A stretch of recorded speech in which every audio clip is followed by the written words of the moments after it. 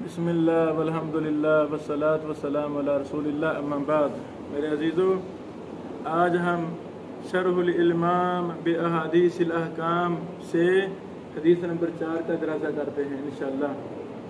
مقصد کیا ہے؟ ہم آپ کو ابن حبان بھی پڑھا رہے ہیں، شرح الامام بھی پڑھا رہے ہیں، آج سے صحیح بخاری بھی شروع کر دی ہے۔ مقصد کیا ہے کہ استنباط حدیث میں ہماری شرح صدر ہو جائے۔ جو ہمارے سلاف نے، ہمارے محدثین نے، شارحین نے کام کیا ہے، ان سے ہم سیکھیں، فن سیکھیں۔ حدیث کی خدمت ہم نے کیسے کرنی ہے؟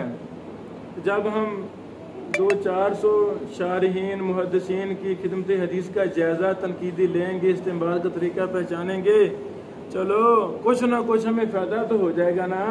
سارا نا سے ہی ہم کن ذہن ہیں، اللہ اکبر، تو ہمیں کچھ نہ کچھ تو فائدہ ہوگا نا۔ تو جب ہم چھوڑ ہی دیں گے تو پھر خاک فائدہ ہمیں ہوگا، مٹی فائدہ ہمیں ہوگا۔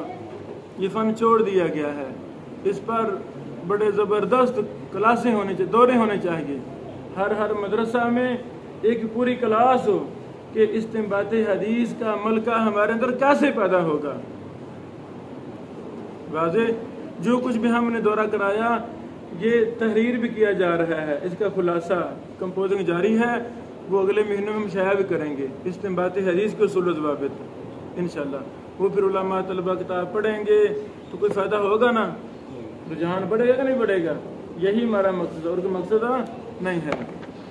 آئیں شرح الامام امام ابن دقیق رحمہ اللہ حدیث نمبر 4 لائے ہیں۔ روا مسلم من حدیث ابی صاحب مولا ہشام بن زہرہ انہ سمع ابا ہریرہ ماشاءاللہ رضی اللہ عنہ یقول قال رسول اللہ صلی اللہ علیہ وسلم لا یغتسل احدکم فی الماء الدائم وهو جنب۔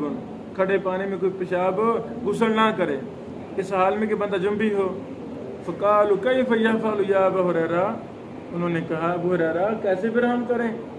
فرمایا یتناولہ تناولا، تو پانی الگ لے لینا، پانی پکڑ کے الگ بیٹھ جائے، کنویں کے اندر چھلانگ لگا دے، بلکہ پانی لے کر الگ برتن لے لے، ادھر جا کے نہا لے۔ اس حدیث سے امام ابن دقیق نے 21 مسائل اخذ کیے ہیں۔ کتنے؟ 21 یہ کیے ہیں ابن دقیق رحمہ اللہ نے۔ حالانکہ ابن دقیق رحمہ اللہ نے محدثین کی ابواب کی طرف نہیں گئے، ایک بھی باب امام ابن دقیق نے محدثین نے نقل کیا نہیں، بس سلف خلف کا اجتہاد اور اپنا اجتہاد سے مسائل اخذ کیے ہیں۔ تو جب ہم جو میں نے بتایا بھی ابواب بھی دیکھنے ہیں، شروحات بھی دیکھنی ہیں، یہ 21 ہیں، تو میں بلا مبالغہ کہتا ہوں اگر ہم محنت کریں گے تو یہ 100 سے زیادہ مسائل آپ اخذ کر سکیں گے۔